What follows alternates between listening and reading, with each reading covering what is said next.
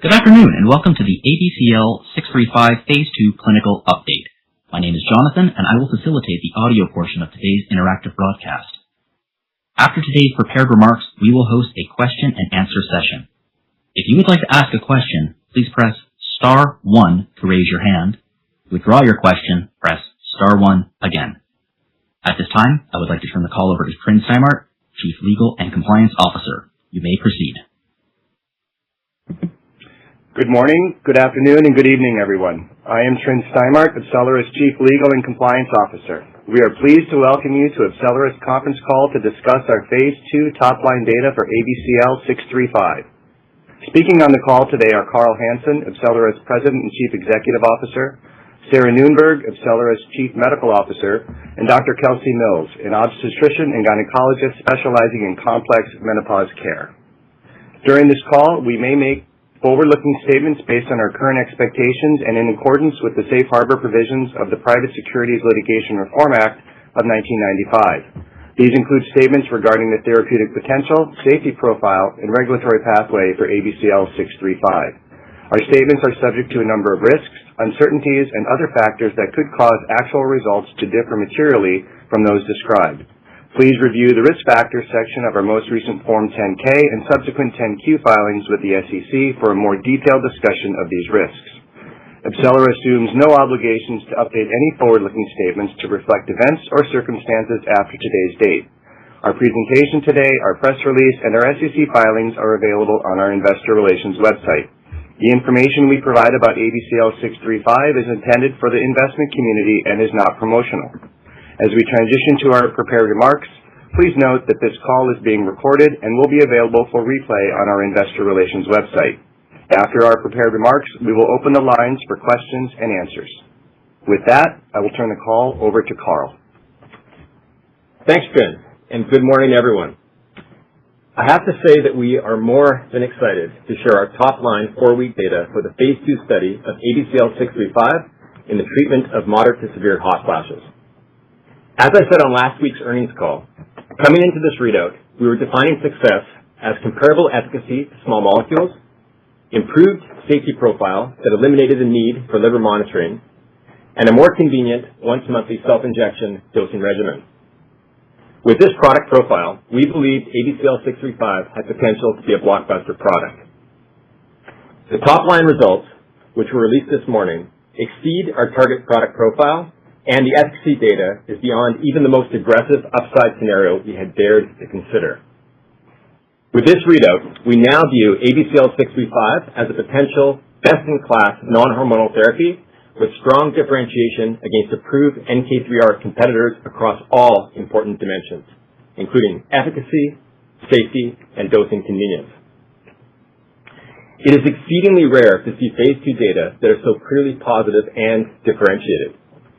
Given the large observed effect sizes and the overwhelmingly significant statistics, we believe ABCL635 is now a highly de-risked program.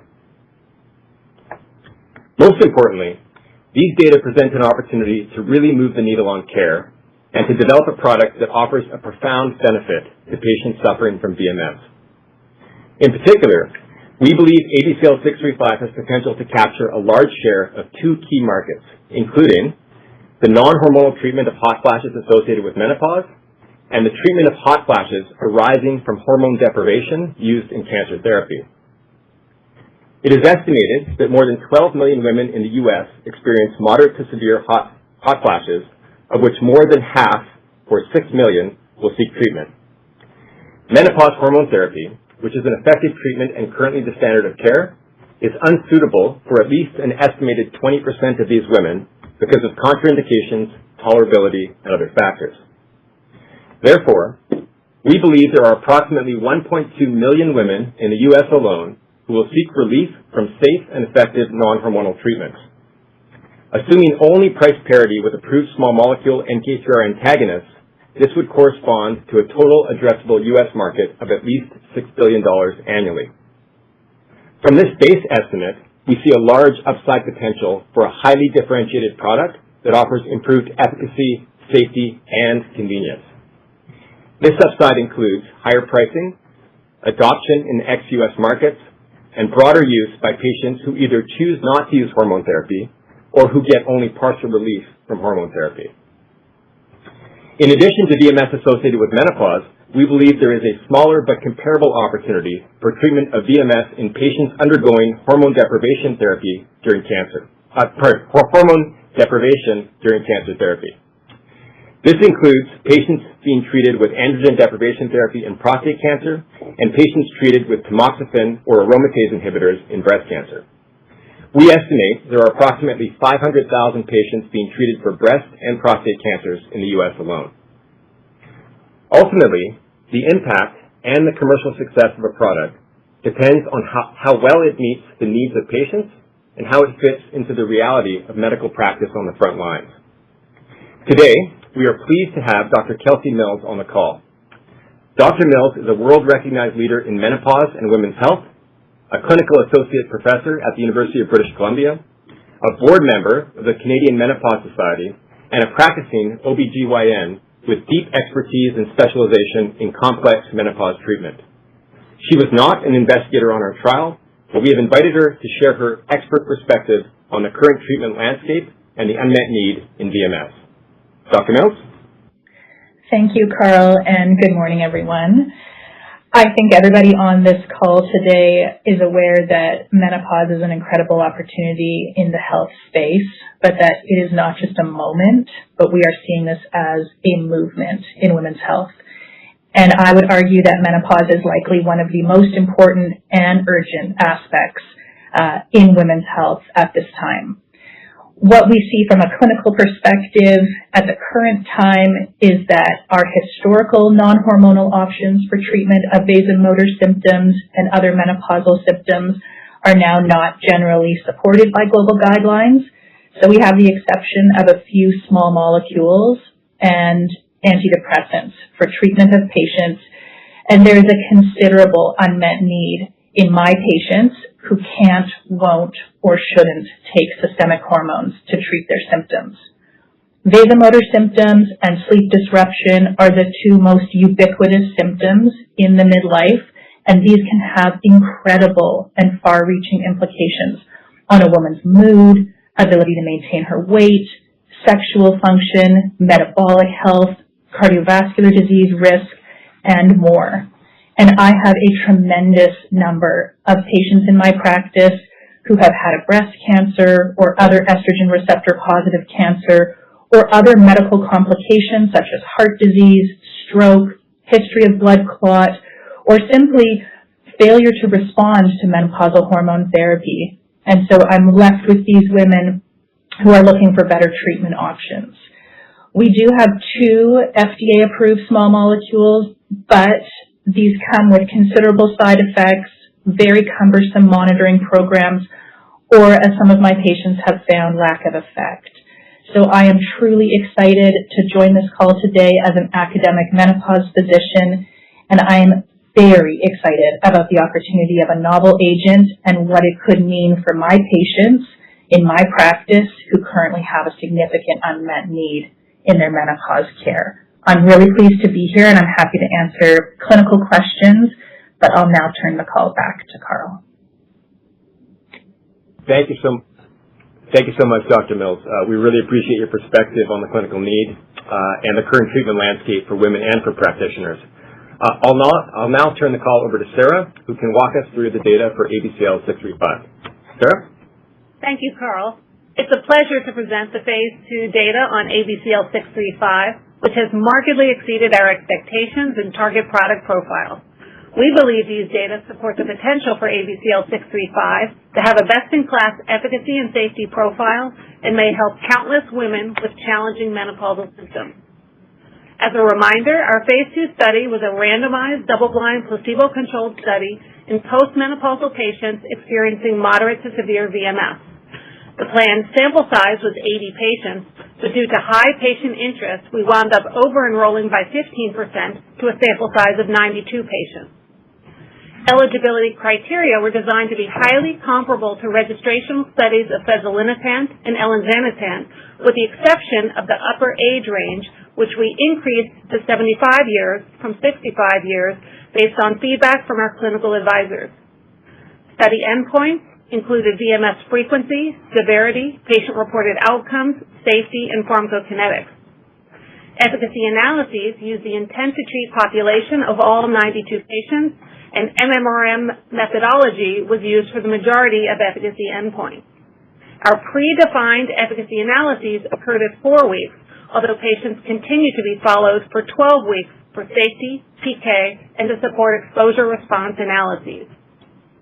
Patients were randomized 1-to-1 to receive a single dose of ABCL635 at a dose of 600 milligrams subcutaneously or a matching placebo. The dose of 600 milligrams ABCL635 was chosen after review of our safety, PK, and target engagement data from our Phase 1 study. Patients in both active and placebo groups have the option to receive an open-label dose of ABCL635 after the 12-week follow-up visit. Overall, the ABCL635 and placebo groups were well matched with respect to clinically important demographic and baseline characteristics. Additionally, these characteristics were generally similar to prior registrational studies of the approved small molecules, with the exception of a slightly higher mean age compared to both elinzanetant and fezolinetant Phase 3 programs, and a somewhat lower mean VMS frequency at baseline compared to the elinzanetant Phase 3 studies. As expected for the indication, the majority of patients enrolled in the study assessed their vasomotor symptoms as either severe or very severe on the Patient Global Impression of Severity score, and both groups had a mean frequency of approximately 10 moderate or severe VMS events per day. The PROMIS SDSF-8B is a patient-reported outcome scale for sleep disturbance, and the baseline values of approximately 59 and 57 indicate a greater degree of sleep disturbance than a reference population. One of our key efficacy endpoints was an evaluation of the frequency of moderate or severe VMS events, which are recorded by patients daily and analyzed as mean values over a 1-week period. This slide shows the effect of ABCL635 plotted as change from baseline values using both the primary MMRM analysis, which included values from weeks 2, 3, and 4, as well as a pre-specified sensitivity MMRM analysis that included week 1 values as well.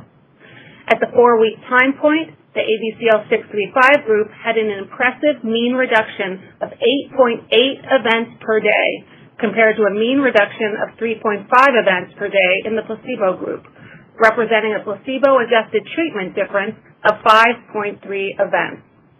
The benefit on VMS was seen early, with a significant treatment difference of 2.6 events at week 1 and increased over time. When the same data are expressed as a percent change from baseline, the ABCL635 group experienced an 83% reduction from baseline in daily events compared to a 33% reduction in the placebo group, for a placebo-adjusted treatment difference of 50%. These VMS frequency data compare very favorably to data from the approved small molecule NK3R antagonists. Notably, the benefit of ABCL635 was highly consistent across subgroup analyses, and the data were robust to a variety of sensitivity analyses. Another key efficacy endpoint was an evaluation of the severity of VMS, which is reported on a 3-point scale representing mild, moderate, and severe events. This slide shows the effect of ABCL635 plotted as change from baseline values using both the primary MMRM analysis and the sensitivity MMRM analysis. At the 4-week time point, mean severity scores decreased by 1.4 points in the ABCL635 group versus 0.3 points for the placebo group, for a placebo-adjusted treatment difference of 1.1 points. A significant benefit was observed as early as week 1 and was consistent across subgroup and sensitivity analyses. When expressed as a percent change from baseline, the ABCL635 group experienced a 58% mean reduction in severity from baseline compared to a 12% mean reduction in the placebo group, for a placebo-adjusted treatment difference of 46%. These data also compare very favorably to data from the approved small molecule NK3R antagonist. A more intuitive way of looking at the impact of ABCL635 on VMS severity is seen on this graph of absolute severity scores over time. As mentioned, at baseline, both treatment groups had mean severity scores of 2.4, which is indicative of a mixture of predominantly moderate and severe events.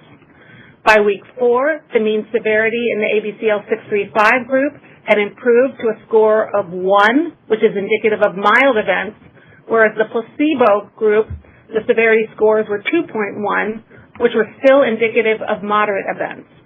By definition, mild events refer to brief sensations of heat that don't involve sweating or interrupt activities, whereas moderate events involve sweating, which are not only noticeable to others, but are distracting and can impact normal functioning.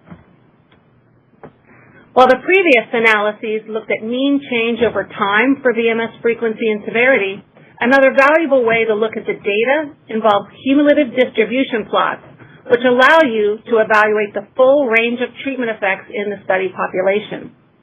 In these plots, the x-axes represent the treatment effect on VMS frequency and severity, and the y-axes are the percent of patients experiencing at least that level of treatment effect. Looking at the cumulative distribution plot on VMS frequency and associated table on the left, you can see that 37% of ABCL635 patients had complete or 100% resolution of moderate to severe events compared to 2.2% of placebo patients. To our knowledge, comparable levels of complete resolution of moderate to severe events has not been reported for any non-hormonal VMS treatments. Furthermore, nearly 61% of ABCL635 patients had at least a 90% improvement from baseline in the number of moderate or severe events, compared to 8.7% of placebo patients. Similarly, impressive benefits were observed on cumulative distribution plots for severity as well, as shown to the right. While vasomotor symptoms are the most common symptoms of menopause, sleep disturbances are also a major source of distress for women. Sleep was evaluated using the PROMIS Sleep Disturbance Short-Form Survey that evaluates 8 different aspects of sleep over the preceding 7 days. On this scale, ABCL635 patients had a roughly 9-point improvement in sleep at week 4 compared to a 3.5-point improvement in placebo patients, leading to a placebo-adjusted treatment difference of 5.5 points. It's noteworthy that improvements were observed across each of the 8 aspects of the study that are listed on this slide, including difficulty falling asleep, difficulty staying asleep, restlessness, and overall satisfaction with sleep. Another important outcome measure in this study was the Patient Global Impression of Change, or PGIC, which is often used to determine whether a change on a given endpoint is clinically meaningful to a patient. The instrument is a 7-point scale that asks patients to rate their vasomotor symptoms compared to the start of the study, with options ranging from much worse to much better.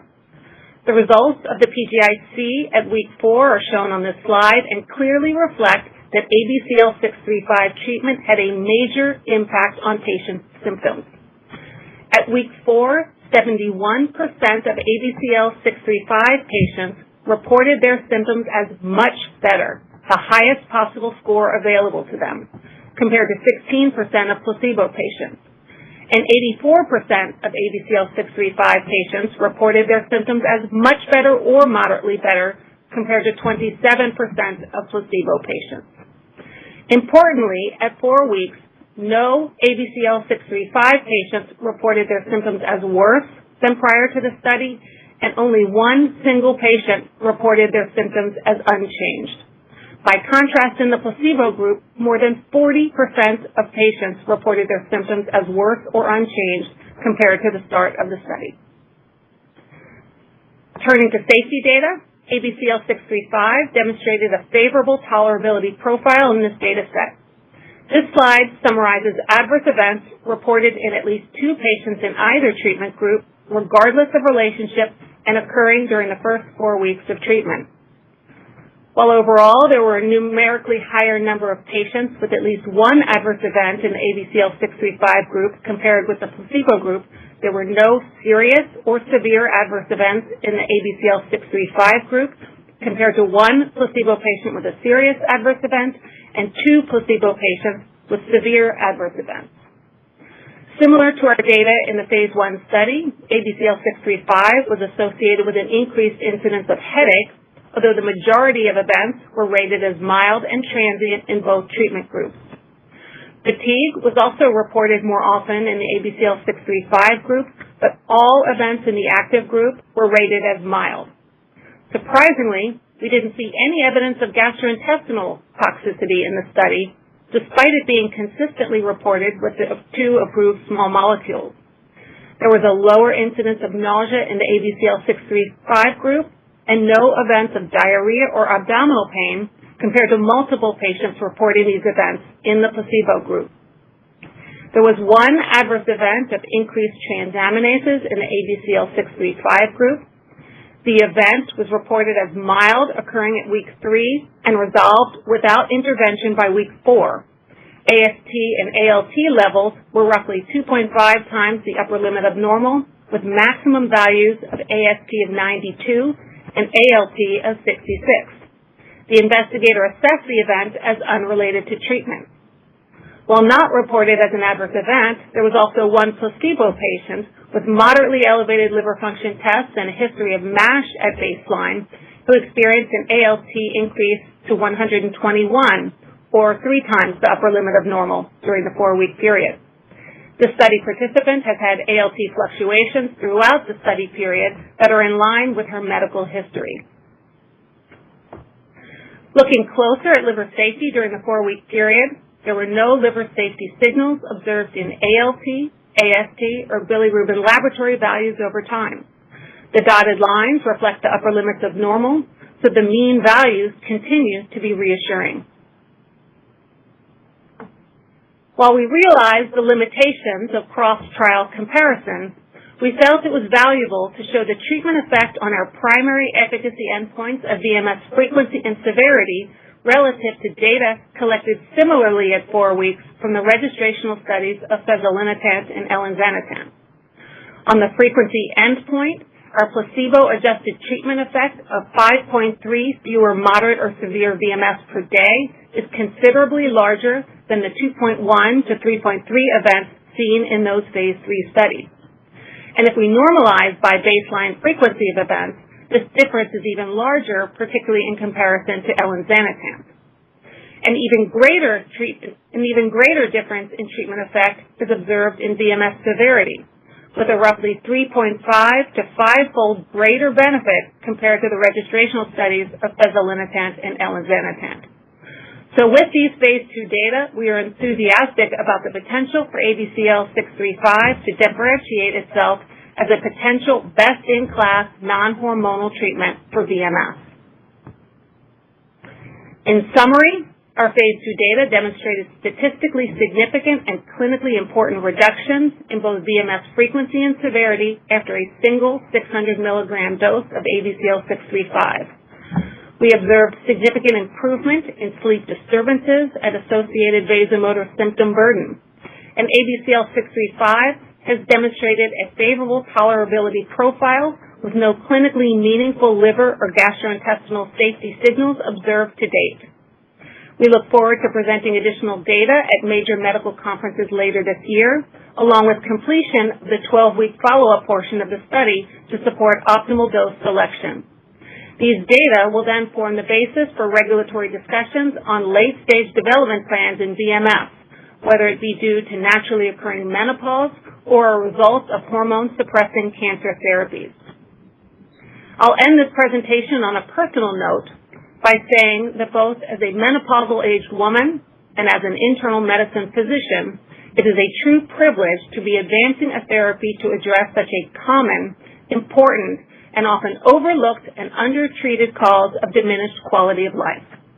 And with that, I'd like to ask Dr. Mills to provide her perspective on what this data may mean for her patients. Thank you, Sarah. I think that when I first viewed this data, my honest impression was, wow. But I would say that I am tremendously excited to review the data for ABCL635, and I am most influenced by the incredible efficacy and the likely outperformance of the existing small molecules that are the current treatment options in this space. In terms of what my patients would feel would matter for them, the lack of GI side effects seen in these studies is very significant because that's one of the major reasons why patients will discontinue use of the small molecules.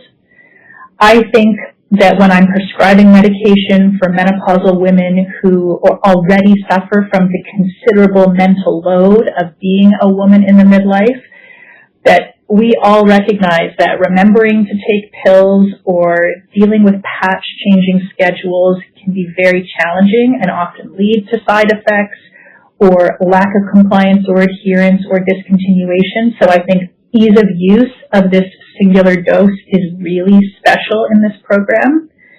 Of course, the lack of required monitoring in terms of liver signal is very important as a practicing physician.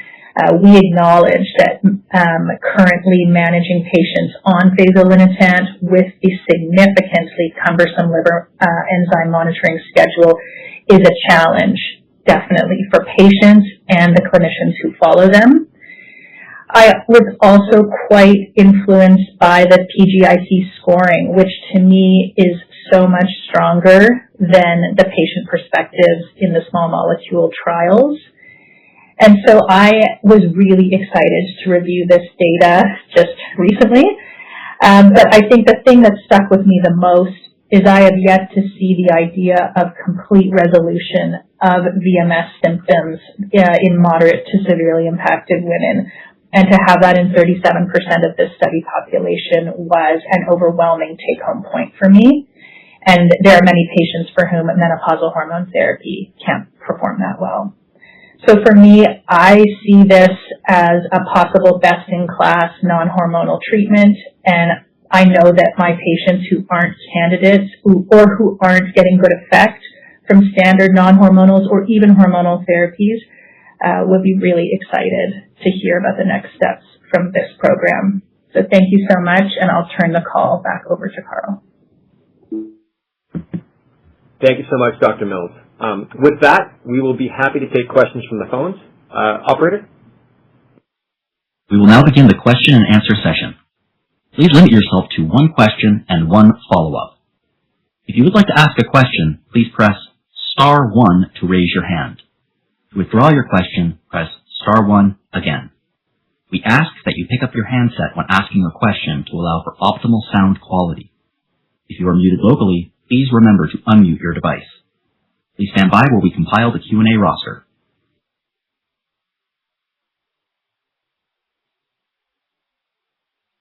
Your first question comes from the line of Evan Seigerman from BMO. Your line is now open. Please go ahead.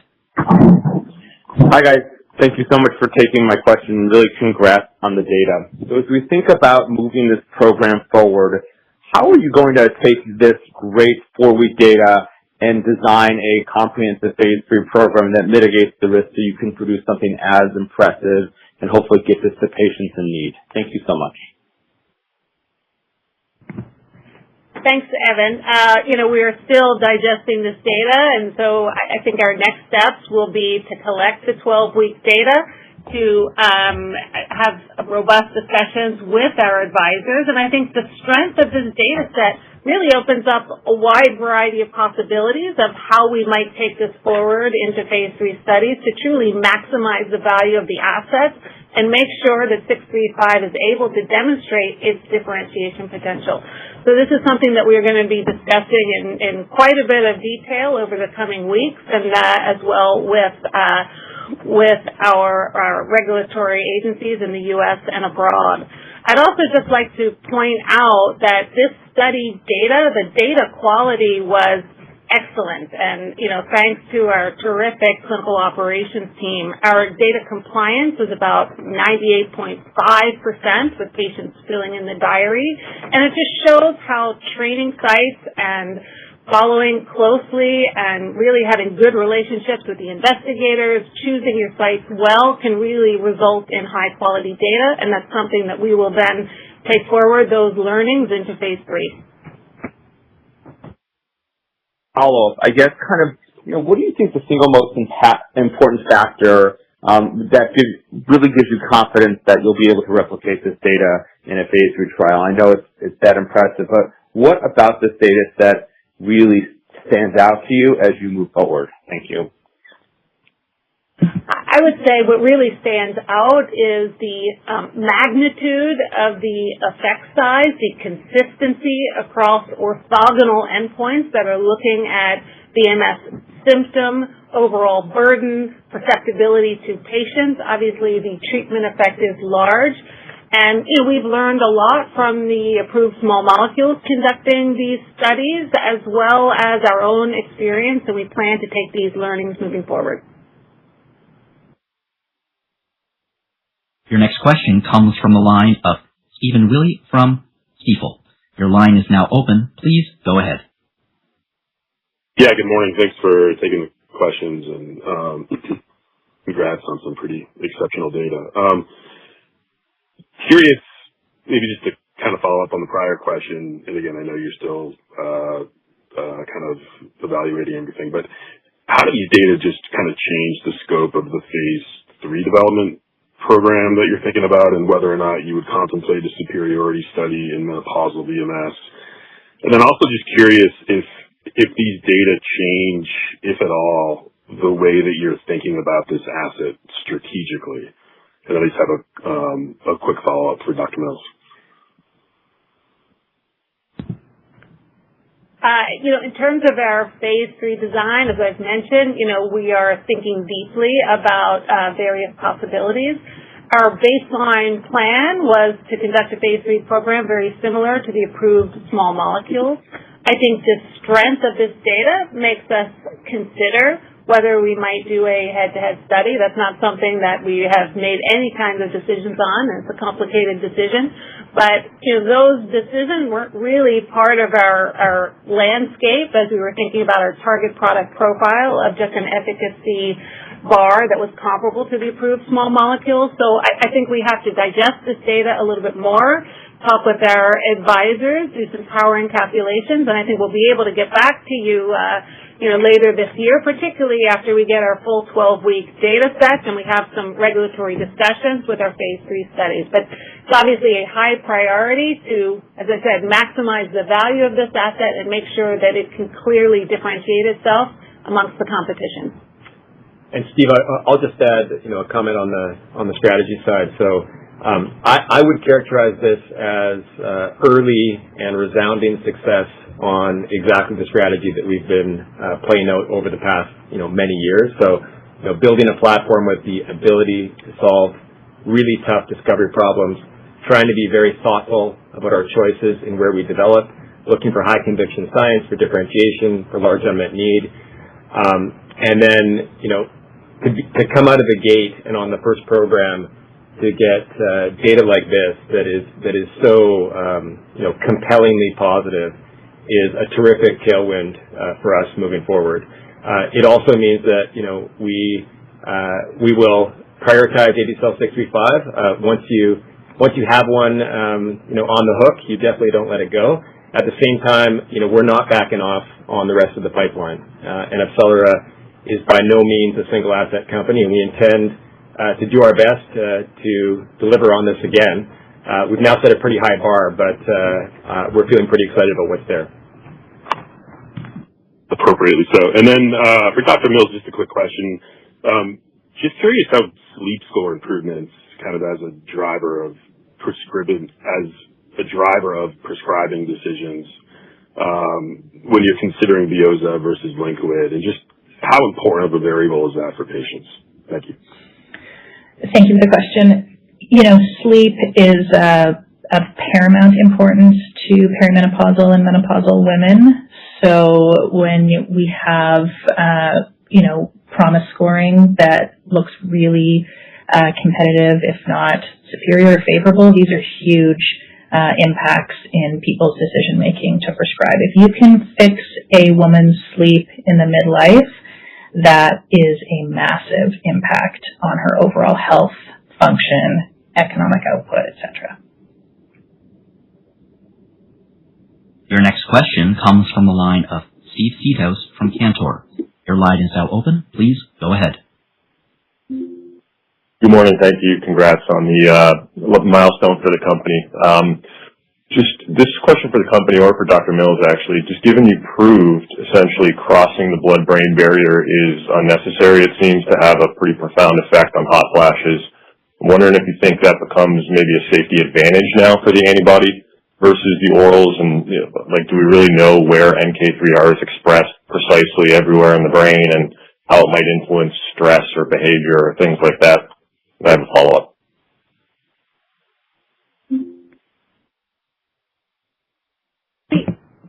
Maybe I'll ask Dr. Mills to comment on whether she sees that as a favorable characteristic of 635. Thanks. Absolutely. I think anytime you can limit possible side effect profile, that's really important. I think I think I would leave it there. I think that limiting side effect profiles is always of value to patients and prescribers. But I think that, we are looking at a possible therapeutic that is going to perform differently than the small molecules. And I think it definitely could be favorable. Yeah, and I'll just follow up on that. I mean, going into this program, we really had a question about whether the preoptic nucleus, which sits clearly behind the blood-brain barrier, was going to be important from an efficacy perspective. And I think this data set really resoundingly answers that question and provides a tremendous amount of new biology information for scientists studying the mechanisms of hot flash. Yeah, and if I could just add one more thought is that, coming in, there was a potential liability that an antibody couldn't get to the preoptic nucleus. We now know that's not important, and in fact, we see the fact that an antibody does not penetrate deeper into the brain as a potential advantage of the class over small molecules. Thanks, everyone. Appreciate those thoughts. Just follow-up for me, if you could comment on, I know you're following patients, as you mentioned, Sarah, through 12 weeks in this study. You'll get those data at some point. That's after the single dose. And then you have an open-label extension portion as well, which I think it entails repeat dosing, but just wanted to confirm that. And also, more importantly, are you planning to report the incremental data from both of those efforts at some point next year? I think that would be an interesting catalyst as well for the company. Thanks. Yeah, so the 12-week data should be available later this year. We're seeing very high uptake into the open-label extension. We've had a few patients that have moved away or physically couldn't come back to the center, and so aren't able to participate. But we will have a very sizable data set in the open-label extension, and we see that as another important data set that will be coming in the subsequent year. So, yes. You are correct that it is a single dose of ABCL635 at that 600 milligram dose level. Your next question comes from the line of Brendan Smith from TD Cowen. Your line is now open. Please go ahead. Great. Thanks for taking the questions, guys. Huge congrats to the team on the data. Great to see. Maybe first, actually, just kind of looking at the efficacy and severity curves. Looks like you're not seeing any waning of efficacy at 4 weeks. If anything, it might still actually be getting better. I know this was a single dose study, but you mentioned patients have been monitored for out to 12 weeks. So I guess first, just wondering if you might consider any longer dosing intervals in the phase 3 if you feel like that's maybe even necessary. And then also just based on kind of market research, can you remind us just how long you would expect BMS patients to remain on drug and or actually kind of need treatment in clinical practice? Thanks. Yeah, so I'll start with your first question. Yes, we're very pleased to see the robust efficacy at 4 weeks, and we certainly haven't seen any loss of activity. If anything, we're getting still a little bit stronger. We have data out through 12 weeks, but it's not the full data set, and so we'll really wait to get that full data set before we make any decisions about dosing frequency. But with a half-life of 24 days that we reported in our phase 1 study, we feel comfortable that at least monthly dosing, if not potentially longer. But again, that will have to come after the full 12-week data set. But we're certainly very pleased with what we have, and stay tuned for the full 12 weeks where we can really define just how long this benefit lasts. In terms of how long women are on therapy, I think we can say that at least, median duration of time that women experience moderate to severe VMS after they hit menopause, and not including the perimenopausal state, is roughly 4 years. But there are about maybe 25% of patients that are considered lifelong hot flashes, but into their late 60s, 70s, they continue to have moderate to severe hot flashes. And it was one of the reasons why our advisors pushed us to increase that upper age range, because not only are there patients that continue to have hot flashes, but there are those that have treatment with hormone therapy, but maybe after 3 or 5 years are advised to stop because of overall benefit risk or concern for cardiovascular, but still have those treatments. So having that upper age range gives us a lot of flexibility. And maybe I'll ask Dr. Mills to comment on sort of duration of therapy in her practice.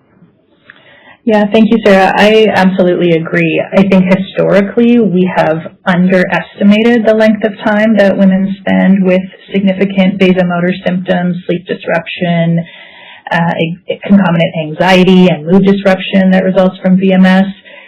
So we do now say that the average experience is about 8 years and is inclusive of the perimenopause. But as Sarah mentioned, there is a big proportion of women, which we call the forever flashers, who will have vasomotor symptoms until the end of their life. And these people are really underserved because they're not great candidates for hormone therapy, or they stop their hormones and can't go back on, or they have accruing cardiovascular metabolic risk over time. And so this is another unmet need in this area. Got it. Thanks very much. That's hugely helpful. Congrats again to the team, guys.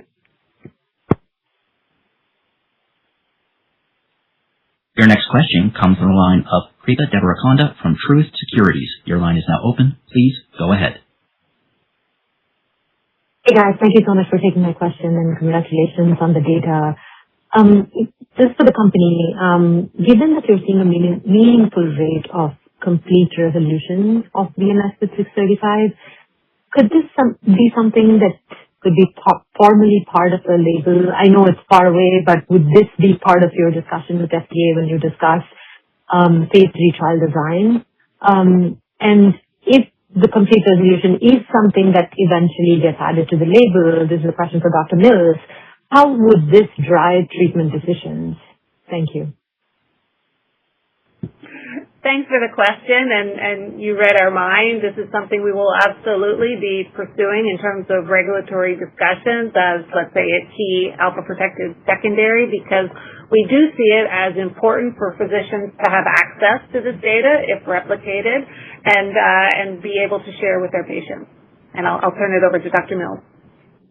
Yes, thank you for the question. I think that this is that, 37% complete resolution was one of the biggest items that stood out in this data presentation to me when I had access to it. And I'm really struck by it. I think it speaks to, the mechanism here, a different vehicle, etc. And I think that this is incredibly important to patients and their prescribing physicians or nurse practitioners, because patients want the most effective treatment. For many, many women, these symptoms are life-altering. And so if they have to make a choice between something that has an incredible possibility of complete resolution of symptoms or something that's only going to cut their symptoms, by 20%, like some of the other non-hormonals perform, then I think for me it's a slam dunk. What are the rates of complete resolution you see with HRT? Yeah, it's a good question, and we talked about this with the company. The studies are challenging because they are different routes, different doses, even different preparations. I will tell you clinically, maybe maybe 50% of patients that do well on hormones will tell me that they have, good resolution of their symptoms. It's actually pretty rare that people say they are completely gone. And certainly with the non-hormonal class, it doesn't perform as well in general.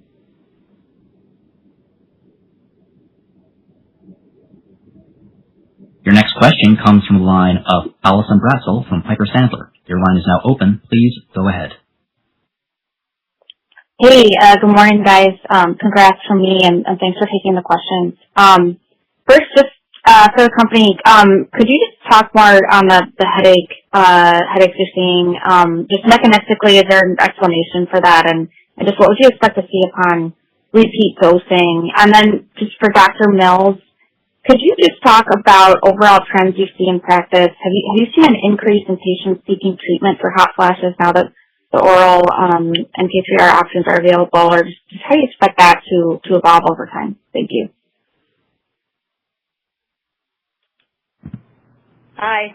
In terms of the headache, we're still looking into mechanistically what may be the case. We did see an imbalance in our phase 1 study, so I guess it wasn't surprising that we saw it as well in phase 2. It is noteworthy that is also the most common adverse event in elinzanetant that is more frequent than in elinzanetant than the placebo group, so it is not unique to us. It is seen in the class. We're still new with this data, so we're digesting it, but I can say that in general, these events were mild. I think we had 2 events that were listed as moderate, which, would refer to, let's say, taking an Advil or Tylenol to relieve the headache. There was a little bit of variability, but for the most part, the median duration was within 1 day. So these aren't headaches that are lasting for weeks and weeks for patients. And we saw sort of a split of moderate and mild in placebo as well, but obviously in lower numbers. I really can't comment as to what will happen with multiple dosing, but I would say this is, mild headache that's self-limited for the most part, and, we haven't gotten any complaints or feedback from investigators that this is problematic. We haven't gotten any feedback that patients wouldn't want to go onto the open label extension because of this event, and certainly this isn't the type of event where we would dial back the dose or worry about efficacy to try and mitigate. So obviously this is something that we'll continue to take a look at and think about more, but overall as a key safety signal, we feel pretty good, especially considering the overall benefit risk. And then I can speak about the question about overall sort of non-hormonal prescription trends. The small molecules are still relatively newer medications in different markets, but what I am seeing are considerable uptake by the oncology programs, specifically breast, huge interest from prostate programs, and other programs like gynecologic tumors, melanoma programs, etc. So there's a lot of interest and prescribing uptake there, and oncologists are very comfortable, prescribing many different types of medications and injectable medications. So I do see that. The other thing to consider is that menopausal hormone therapy is challenging to prescribe. You have to dose titrate. There are many different products available, and there is considerable side effect with menopausal hormone therapy, including about 50% of people having unwanted bleeding being the most common reason why people stop. So, to have an ease of use non-hormonal VMS target that doesn't alter bleeding patterns, that is a, singular dose, easy regimen, I think that that's really favorable. But of course, patients are the biggest drivers for prescribing patterns, and I certainly am seeing more and more patients coming into the office self-advocating for a trial of the current available small molecule options. So I do see a significant uptake, and the biggest community for that are breast cancer survivors.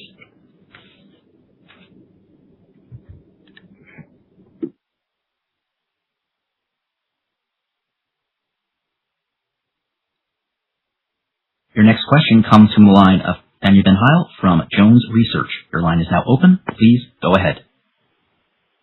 Thank you for taking our question and congrats on the data. So, was the efficacy consistent across subgroups, including baseline symptom burden, age, BMI, so on? Yes, we haven't presented all the subgroup data, but we started to do exploratory analyses. That's something that we'll be presenting later on this year at major medical conferences. But we saw our treatment effect across all subgroups that we have evaluated so far. So stay tuned for more data, but I don't think there'll be any surprises. Yes. What patient populations are most likely to prefer an injectable acting therapy over a daily oral medication? I think the injectable is definitely favorable for several populations. I mean, certainly the breast cancer survivor population, the vast majority of them are they're already familiar with this in terms of, for example, goserelin or leucolide acetate injections. So that's not new to that patient population at all. We also have a lot of people in the menopause space that are currently self-injecting or auto-injecting for the GLP-1 class. And that's only on the rise. So that's another sort of area in which patients are very comfortable. But I think overall, if you can put to a patient, you can do this injection once a month and your symptoms are managed versus you have to remember to take your estrogen pills and your progesterone pills and you change your patch twice a week, and don't get confused. I think there is a lot of benefit to simplicity in terms of improving patient adherence and compliance. I see it as a huge plus. And I'll just follow up. As a company, we've done some third-party research to actually survey patient preferences in terms of oral injectable. And in that research, we asked patients if they had the same efficacy and safety profile, again, not different as we're seeing today, but the exact same efficacy and safety profile. Would you prefer a daily oral or a once-monthly injectable? And over half in that data set preferred a once-monthly injectable. And if they had any experience with auto-injectors, that value was considerably higher, more than 3/4. And it's important to note that, even people who might feel uncomfortable with needles, having the daily oral small molecules involves liver monitoring, which involves a much larger needle multiple times to get your blood drawn for liver function tests. And so when you factor that in, we feel that there'll be significant interest in an injectable. And Carl here, I'll just maybe add on top of that, well, obviously the data is new, and so we haven't had an opportunity to do it. We certainly will pursue the question of, given a significant change in efficacy and in safety, what would be that relative preference between two? And obviously we expect that to go up significantly. There are no further questions at this time. We've reached the end of the Q&A session. I will now turn the call back to Carl Hansen for closing remarks. Thank you, operator. And I really want, again, to thank Dr. Mills for joining us today and for offering the very valuable perspective. Just before ending the call, I'd like to put today's results in perspective and in context for what we're building at AbCellera. Given the strength of today's data, I think there's a real danger that people will start to see AbCellera's future as equivalent to the development of this single asset. In fairness, that's often how biotech works. But I believe ABCL635 is rightly viewed as the latest important outcome of what is a much bigger project. Since founding the company, our vision has been to build Canada's first global biotech company, a company that's known for innovation, a company that can repeatedly invent, develop, and commercialize breakthrough medicines for patients around the world. Our strategy for achieving this is built on 3 core objectives. First, to create a differentiated platform that gives us a lasting advantage in inventing new medicines. Second, to find our first winning drug. And third, to build out a pipeline of new innovative products that will allow us to grow and scale over decades. Each of these is easy to say, but it's extremely difficult to achieve. I think everyone who works in AbCellera already believes that we've built the platform. And today, we have shown this can deliver drugs that could make a real difference for patients. Beyond the potential commercial value of ABCL635, today's data also provides strong validation that our platform can make drugs against the most challenging targets, and that we are successfully navigating the difficult transition to a late-stage clinical biotech. Looking forward, our focus is to take ABCL635 into late-stage studies and to maintain momentum in building a pipeline of future winners. We have two exciting programs coming into clinical development next year with ABCL688 and ABCL386, and more will follow. I know that many of our 560 employees in Vancouver, Sydney, Montreal, and the United States will be listening in on this call. Congratulations, everyone, and thank you for the terrific work over the years. This success is rightly owned by the entire team, from discovery to development, from finance to operations, from manufacturing to platform development. Obviously, nothing is certain, but today, it sure looks like we found our first winner. Congratulations, everyone. This concludes today's call. Thank you for attending. You may now disconnect.